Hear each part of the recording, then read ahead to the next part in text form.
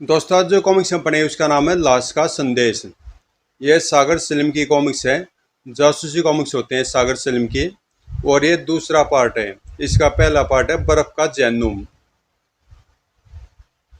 यहाँ पर जो ये स्टोरी चल रही है ये इसके पहले पार्ट की है, तो ये आपने पढ़ ली होगी। और अगर नहीं पढ़ी है तो प्ले लिस्ट में सागर सलीम का फोल्डर है, उसके अंदर आपको वो कॉमिक्स मिल जाएगी। तो यहाँ तक की स्टोरी हम पढ़ चुके हैं बर्फ का जैनुम में। अब पढ़ते हैं आगे।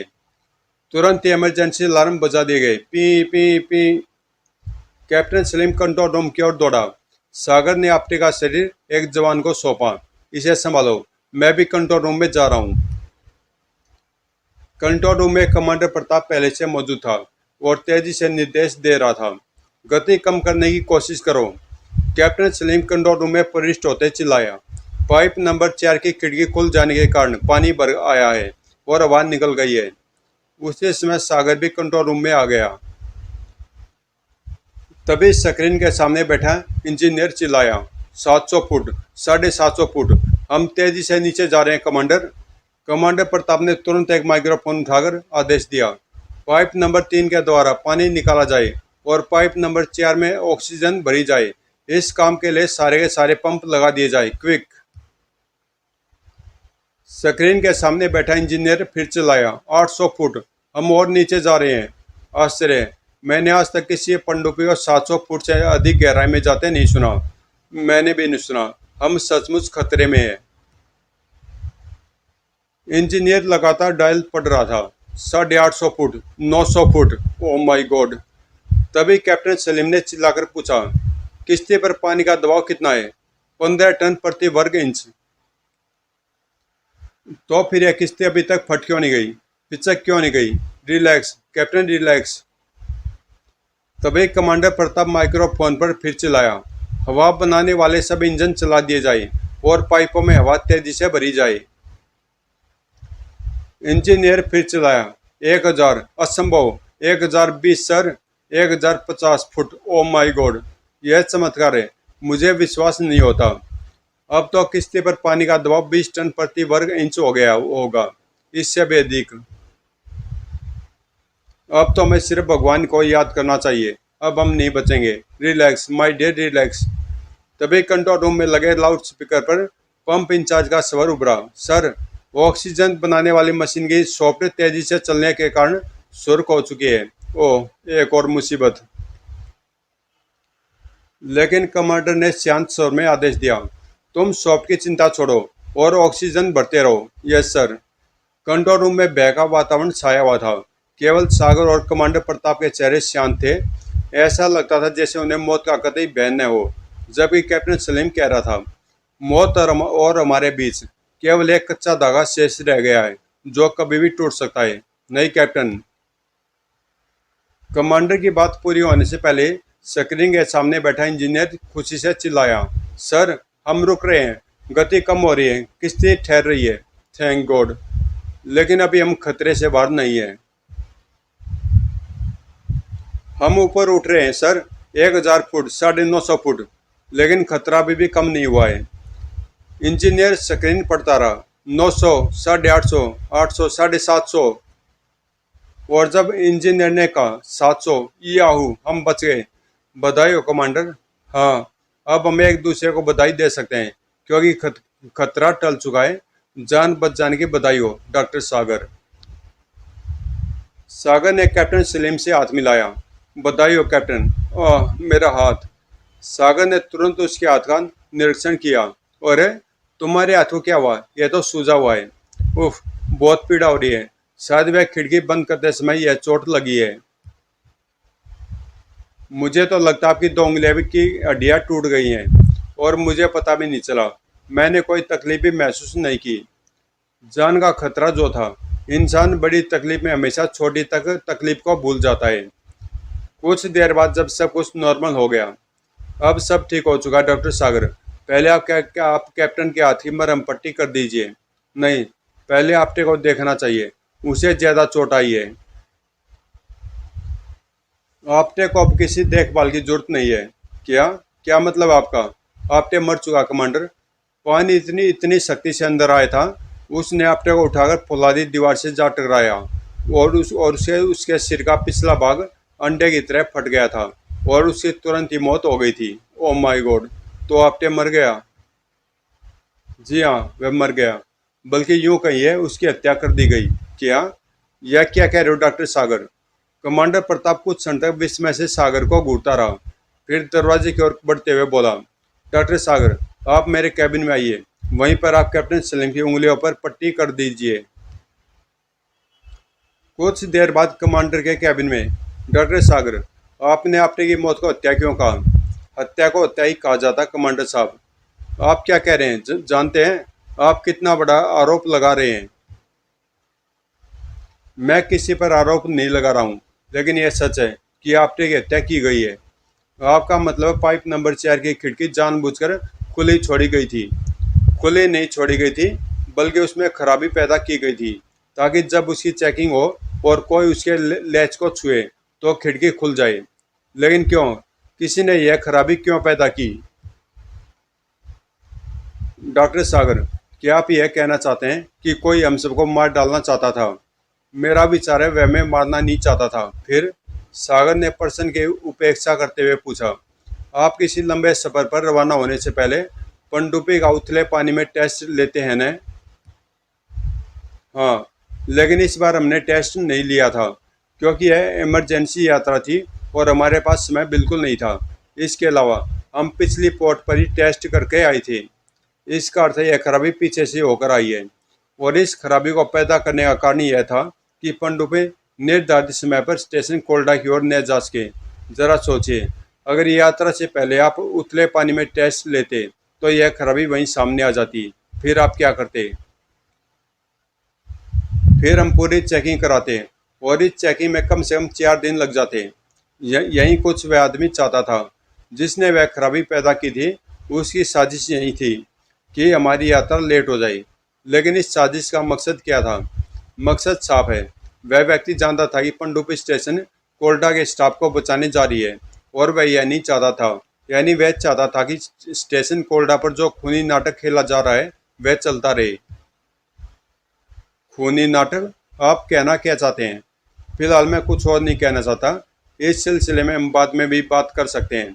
अभी तो हम स्टेशन कोल्डा पर बचे हुए स्टाफ को बचाकर किश्ती पर लाना है। इसलिए आप तुरंत तुरंत स्टेशन के निकट किश्ती को सतह पर ले जाने का काम देखिए। एक बार फिर वह सब कंट्रोल रूम में एकत्रित हुए। अब हमारी क्या पोजीशन है? हम स्टेशन कोल्डा के नीचे हैं सर, लेकिन ऊपर कोई पॉली नया नहीं है। बर्फ की परत कहीं भी 20 फुट से कम नहीं है। फिर तो समय नष्ट करना बेकार है। टारपीडो इस्तेमाल करना चाहिए। वहीं करते हैं। कमांडर प्रताप कंट्रोल बोर्ड के सामने बैठ गया और हेडफोन लगा लिया। Hello, tube number 3 torpedo ready? Yes sir, torpedo number 3 ready. पानी में 400 फुट की गहराई पर चलो। Yes sir. कुछ स्विच दबाए गए और एक लीवर को छोड़ा गया। हम नीचे जा रहे हैं सर। गुड। 400 फुट नीचे जाकर किश्ती रुक गई। तभी कमांडर माइक्रोफोन में चिल्लाकर बोला, torpedo ready? Ready sir. Okay, 1 2 3 blast. इन शब्दों के साथ ही पनडुब्बी को एक झटका सा लगा और स्क्रीन पर टारपीडो नजर आया। कुछ क्षण बाद टारपीडो ऊपर बर्फ की परत से टकराया और स्क्रीन पर धुआं सा छा गया। तड़ाक। कुछ देर बाद स्क्रीन साफ हो गई और बर्फ की परत फिर से दिखाई देने लगी। ऊपर चलो। Yes sir. पनडुब्बी ऊपर उठी और 90 फुट की गहराई पर पहुंचकर ठहर गई। बर्फ की मोटाई नापकर देखो। Yes sir. कुछ क्षण बाद, अरे बर्फ तो उतनी ही है, 20 फुट। तो क्या टारपीडो ने काम नहीं किया? कुछ समझ में नहीं आता। जरा इधर उधर का क्षेत्र देखो। ओके। पनडुब्बी ने गोल दायरे में घूमना शुरू किया। कहीं कुछ नहीं है, कोई सुराख नहीं, कोई पोली नया नहीं। आखिर हुआ क्या? टारपीडो ने बर्फ को क्यों नहीं तोड़िया? अचानक कमांडर ने आदेश दिया, तेजी से ऊपर चलो और पनडुब्बी को बर्फ से टकराओ। Yes sir. पनडुब्बी तेजी से ऊपर उठकर बर्फ से टकराई। ठोक। और बर्फ को तोड़ती हुई सतह पर उभर आई। तड़ाक। कंट्रोलर चिल्लाया, आहा, हम सतह पर हैं। लेकिन यह कैसे हुआ? यहाँ तो कोई सुराग भी नहीं था। टारपीडो ने बर्फ में सुराग जरूर किया होगा, लेकिन तुरंत ही बर्फ के छोटे टुकड़े पानी की सतह पर फैल गए होंगे और सुराग को ढक लिया होगा। अब किसी के टकराने से वह टुकड़े शायद हट गए और हमें रास्ता मिल गया। Thank God. पनडुब्बी का द्वार खोल दिया गया और वह लोग बर्फानी लिबास पहनकर बाहर आ गए। हम स्टेशन के बिल्कुल निकट हैं, तो चलिए। स्टेशन केवल 500 गज दूर था। सबसे पहले कमांडर प्रताप, सागर, सलीम और डॉक्टर खन्ना स्टेशन के कैबिन में प्रविष्ट हुए। Hello doctor Reena. Hello sir. I am sorry, आप लोगों को काफ़ी प्रतीक्षा करनी पड़ी। अब आपका पाँव कैसा है? कुछ ठीक है। डॉक्टर जेम्स ने प्लास्टर चढ़ा दिया है। वह बेचारे 8 घंटे से सबकी मरहम पट्टी कर रहे थे। अभी कुछ देर पहले हमने ज़बरदस्ती उन्हें सुलाया है। तभी सोने वालों में से 2 व्यक्ति उठकर बैठ गए। उनमें से एक डॉक्टर जेम्स था। हेलो डॉक्टर सागर, आप आ गए? Yes doctor James. अब सारी चिंताएं त्याग दीजिए। पनडुब्बी यहाँ से 100 गज की दूरी पर है। ज़रूरत की हर चीज़ यहाँ पहुँच जाएगी। कमांडर से परिचय वगैरह होने के बाद तो मरीजों को पनडुब्बी पर ले चलने का प्रबंध करना चाहिए। कैप्टन सलीम, तुम जाओ और कुछ कंबल, स्ट्रेचर, हीटर और दूसरा सामान ले आओ। Okay sir.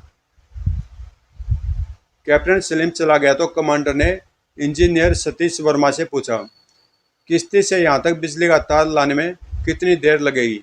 मैं यहाँ रोशनी और इलेक्ट्रिक हीटर चाहता हूँ।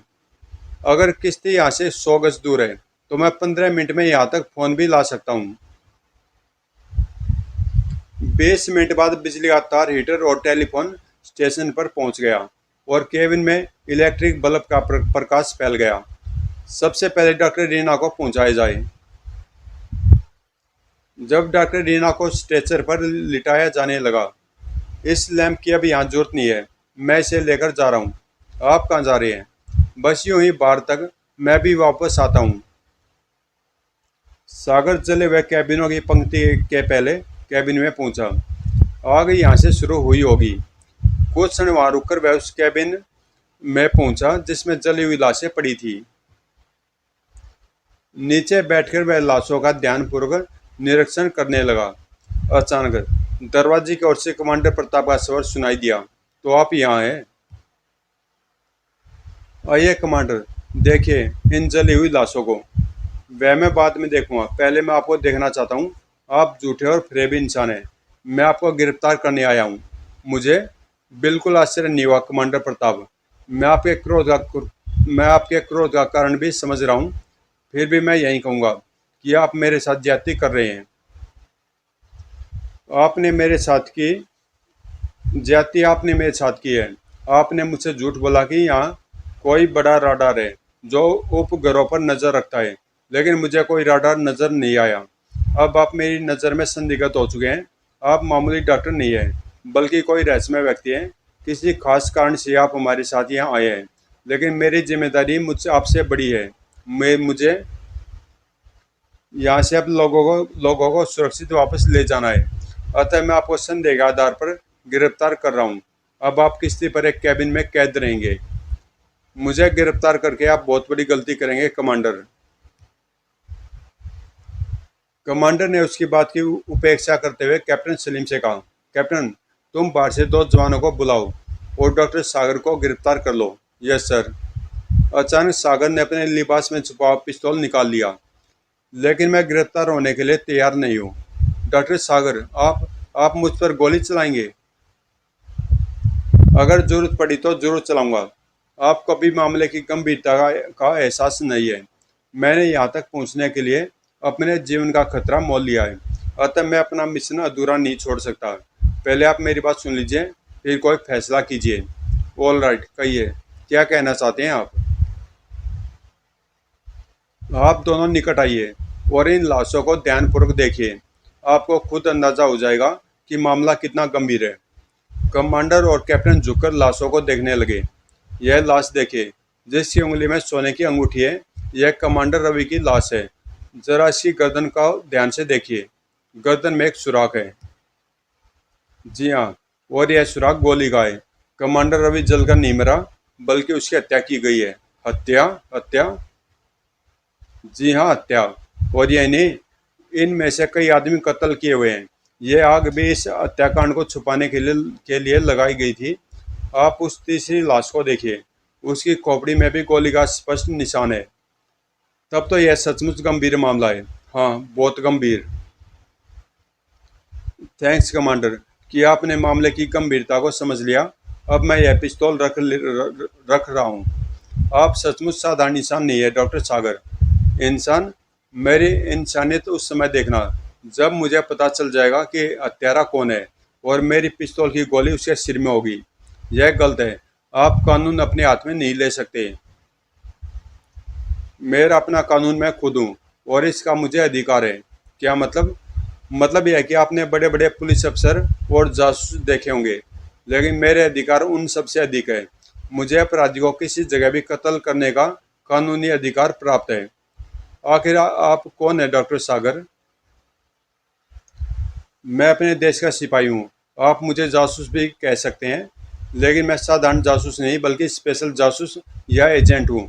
मुझ पर केवल प्रधानमंत्री का आदेश चलता है। मुझे यही शक था कि आप कोई खतरनाक आदमी है। खैर, अब तो यह बता दीजिए कि असली मामला क्या है।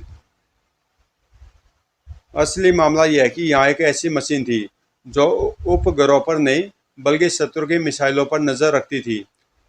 उस मशीन के बारे में केवल कमांडर रवि और उसके 4 साथियों को पता था और वहीं उसे ऑपरेट करते थे। कुछ दिन पहले रवि ने हेडक्वार्टर को संदेश भेजा था कि उसके स्टाफ में कोई शत्रु का आदमी है जो उस मशीन को नष्ट करना चाहता है। हेडक्वार्टर अभी इस मामले पर विचार कर ही रहा था कि शत्रु के आदमी ने यह अपना काम पूरा कर दिया। उसने मशीन भी नष्ट कर दी और कमांडर रवि तथा उसके विश्वसनीय साथियों को भी मार डाला।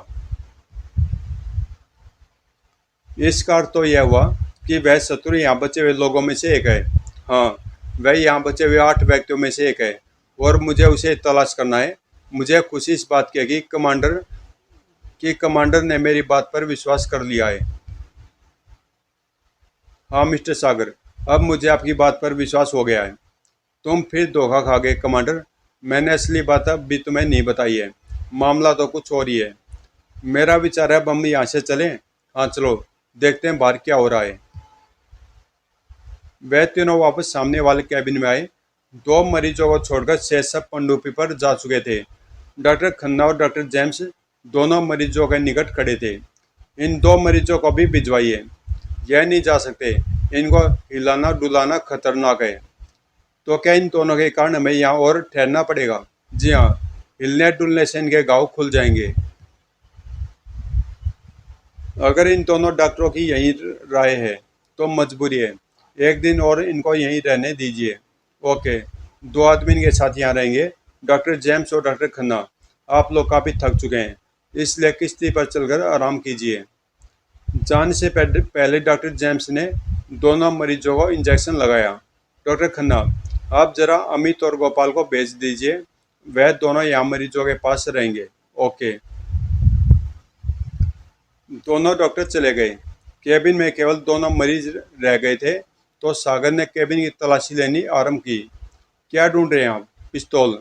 पिस्तौल? आप क्या समझते हैं हत्यारे ने पिस्तौल यहाँ छुपा रखी होगी? वह उसने कहीं बाहर फेंक दी होगी जो अब मनोबर्फ के नीचे दब चुकी होगी। नहीं, हत्यारा अपना हथियार फेंक नहीं सकता। उसने उसे अगली जरूरत के लिए जरूर कहीं छुपा रखा होगा, लेकिन यहाँ वह पिस्तौल कहाँ छुपा सकता है? इतना तो वह जानता ही होगा कि ऐसे ही छोड़ देने से पिस्तौल की नाल में बर्फ जम सकती है और वह इस्तेमाल के काबिल नहीं रहेगी। उसने पिस्तौल यहाँ नहीं छुपाई होगी। लेकिन उसने कहीं तो पिस्तौल छुपाई होगी, मगर कहाँ? कमांडर प्रताप अचानक केबिन से बाहर निकल आया। पिस्तौल एक ही जगह हो सकती है। और वह सीधा ट्रैक्टर के पास पहुंचा और ट्रैक्टर पर पड़ी बर्फ हटाने लगा। कुछ देर बाद कमांडर वापस कैबिन में आया तो उसके हाथ में एक पैकेट था। यह लीजिए डॉक्टर सागर, पिस्तौल मिल गई। मिल गई? सागर ने पैकेट देखा। पिस्तौल है, कारतूस है और खंजर है। ये आपको कहाँ से मिले? ट्रैक्टर की पेट्रोल टंकी से। मैंने सोचा ऐसी सर्दी में 2 चीज़ें नहीं जमती, एक तो अल्कोहल और दूसरा है पेट्रोल।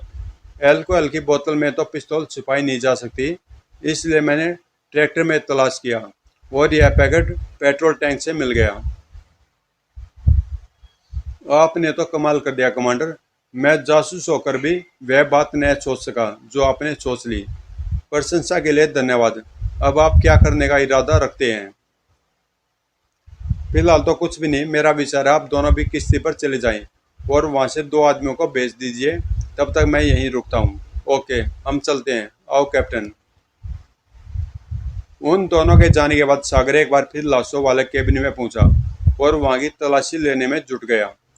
काफी देर ढूंढने के बाद भी कुछ नहीं मिला तो वह खड़ा होकर सोचने लगा। इन लाशों को उठाकर देखना चाहिए, शायद कुछ मिल जाए। उसने लाशें हटाई, फिर नीचे बैठकर उस स्थान का निरीक्षण करने लगा। ओह, यह तख्ता जरा सा उभरा हुआ है। उसने तख्ते का कोना पकड़कर उठाया। माय गॉड, यहाँ तो बहुत सा सामान भरा हुआ है। उसने तख्ता निकालकर एक तरफ रख दिया और गड्ढे से सामान निकालकर देखने लगा। सामान हटाने पर एक छोटा सा गैस सिलेंडर भी नजर आया। गैस सिलेंडर, ओ, यह गैस तो उन गुब्बारों में भरी जाती है जो मौसम का हाल जानने के लिए छोड़े जाते हैं। तभी उसकी नज़र एक बॉक्स पर पड़ी। यह बॉक्स कैसा है? उसने बॉक्स खोला।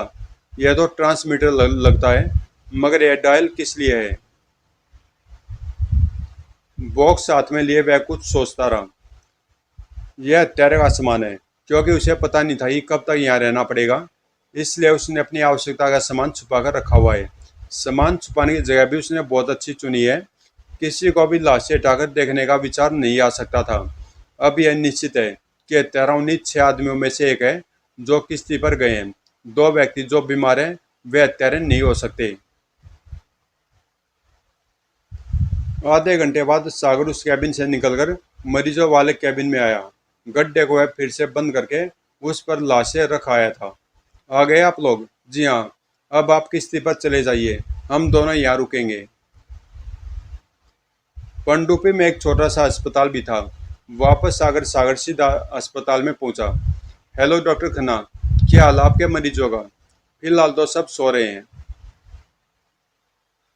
सागर डॉक्टर खन्ना को एक कोने में ले जाकर बोला, मैं आपसे कुछ बातें करना चाहता हूँ डॉक्टर खन्ना। क्या मैं आप पर भरोसा कर सकता हूँ? अगर मामला अपनी पनडुब्बी को डुबोने का नहीं है तो भरोसा कर सकते हैं। सागर दबे शब्दों में डॉक्टर खन्ना से कुछ बात करने लगा। बात समाप्त होने के बाद, मैं समझ गया। Thanks doctor.